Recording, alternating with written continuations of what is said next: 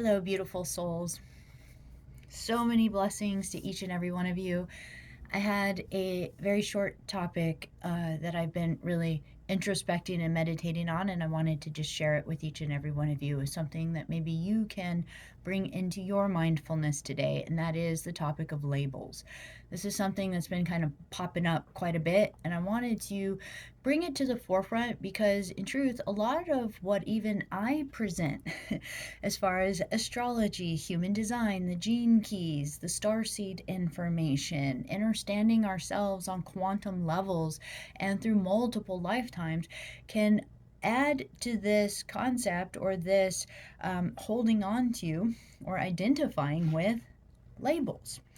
And so I'm going to even mention a few other labels that I know each of us have explored probably at some point in our life, and that is if you've taken the personality test, if you've maybe taken the Ayurvedic doshas test, maybe you've taken the love language test. And there's all of these different types of either body types tests that we'll take, or personality type or psychology type tests that we'll take, or tests that will help us identify what is our attachment styles, what was our childhood like. So now, how are we either in a healthy way or unhealthy way, creating bonding or relationship with others. And then, of course, through our quest to know thyself, we get drawn to an interest of understanding ourselves through going like, oh my gosh, that makes so much sense. That is exactly me. And so these tests or these types of ways in which we can learn and understand ourselves. Again, I'm adding in there all of the starseed, all of the astrology, all of the human design, all of that is tools. In order for us to have these aha moments that give us these awarenesses within ourselves that go like, oh my goodness, that makes so much sense for me as to why I've been reacting that way, why I might have made the decisions that I made, why I maybe have some of these fears or apprehensions, or maybe these reactions, or maybe these ways in which I can now take these understandings and see the inner psychology within my deep subconscious and how I'm programmed, so that now we can actually go, does that work for me? Yes or no? And this is really truly the gift in it. But a lot of times, what happens is these tests and these different ways in which we can begin to learn to identify ourselves as will become the new way we will see ourselves, or the new way we will even label ourselves. And then they will also become binding and restrictive.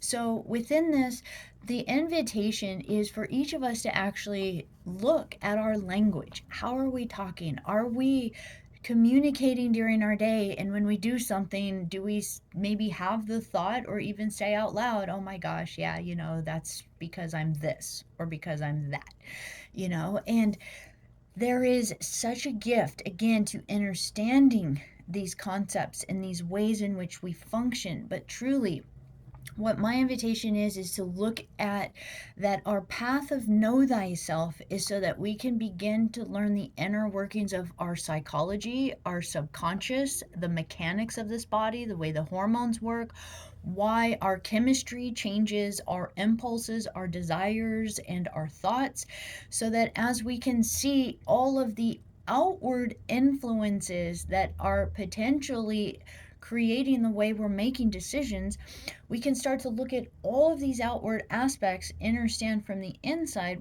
potentially why we're reacting to them, and then we get to now take our higher self, our higher mind inward and say, do I choose that anymore? And am I ready to surrender that, to delete that, to cancel that, to let that go so that I can be more?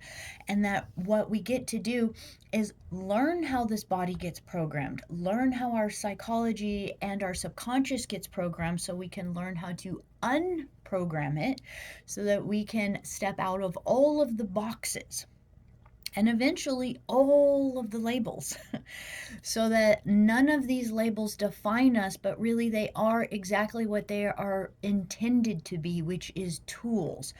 tools for understanding or knowing more about how we operate so that we can begin to make those conscious choices to move out of the way that we've been potentially reacting and into new ways in which we are choosing to react.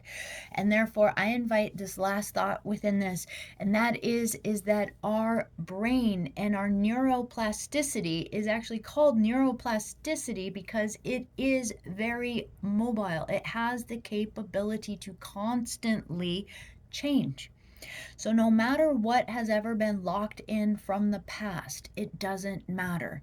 The more and more we put our focus and intention into what it is that we do want and start being it, acting it, creating it, focusing on it, putting more attention on that than we do what we feel is holding us back, our brain will rewire itself in order for us to actualize our new reality.